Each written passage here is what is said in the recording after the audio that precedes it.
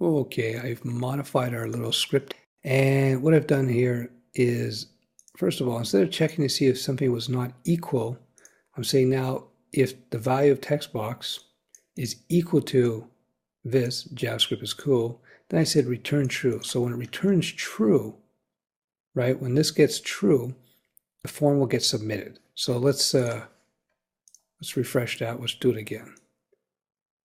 JavaScript is cool. And it didn't work. So why not? Oh yeah, because form 4. So let's go to form 5. My apologies. All right, form 5. Now we should see the form submit, which will lead us to a 404 page because I didn't create the submit form PHP page. So here we go, not found, right? Process form.php.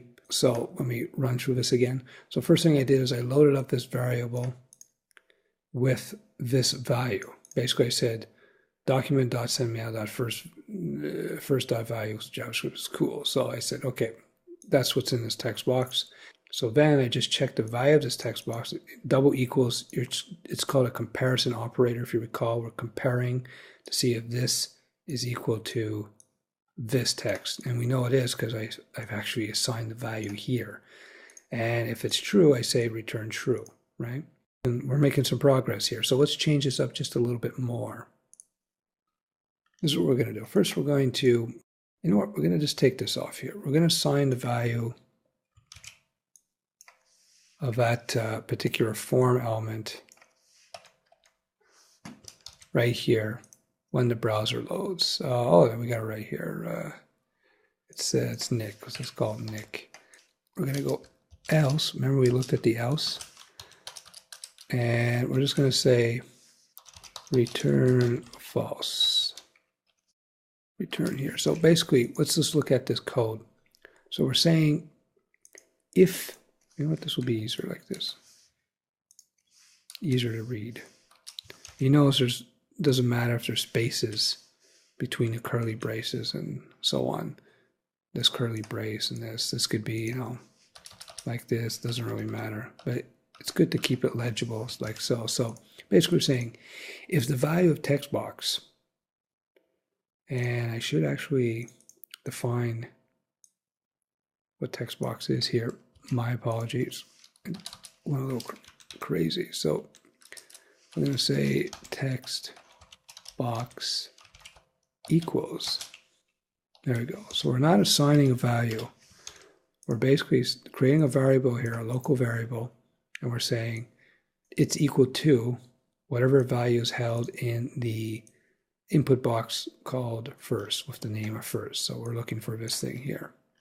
Now we set the default value here in the HTML, but because of the browser reload issue, we actually force it to be Nick every time the browser loads a page because we run this script, this function rather, when the page loads. So I hope you're following along. So anyway, let's go back to this. So when the form is submitted, we run the check form function, which is this thing right here. So first thing we do, we assign the text box a value, and that's the whatever value is being held in the first input field.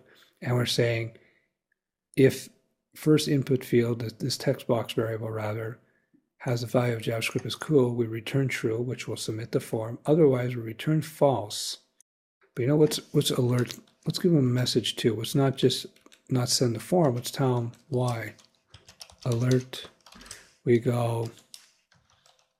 This is not cool. So let's see what happens and see what errors I've made, and we'll take it from there. This is forms-5, of course. Make sure I got the right page. Forms-5. Let's reload. All right, Nick. This is not cool. Oh, it worked. So what happened is that because the value was not equal to JavaScript is cool, the form didn't submit. So let's see what happens here. We copy that. So let's make it JavaScript's cool. Now, in theory, the form should submit. It did. See, it went to our page. It went to processform.php. So that's pretty cool. Let me reload again. So you want to set it back to Nick. Now, because it's Nick again, it won't submit because again, we made a rule that if the value of this input box is not equal to JavaScript is cool, then that would be the else statement, right? Then it won't submit the form because we're returning false. But if it actually is equal to JavaScript is cool, then we return true. And if it's returned true, this form gets submitted. So let's try that out. One more time. Now, because it's Nick, it will not be submitted. We're going to get an alert. This is not cool. So we go, okay, let's say it's cool. We submit, we won't get the alert, and the form will be submitted to our process form PHP page.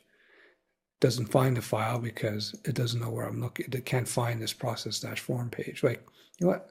I'm going to make this a little bit prettier. I'm going to say, you know what? The action is http://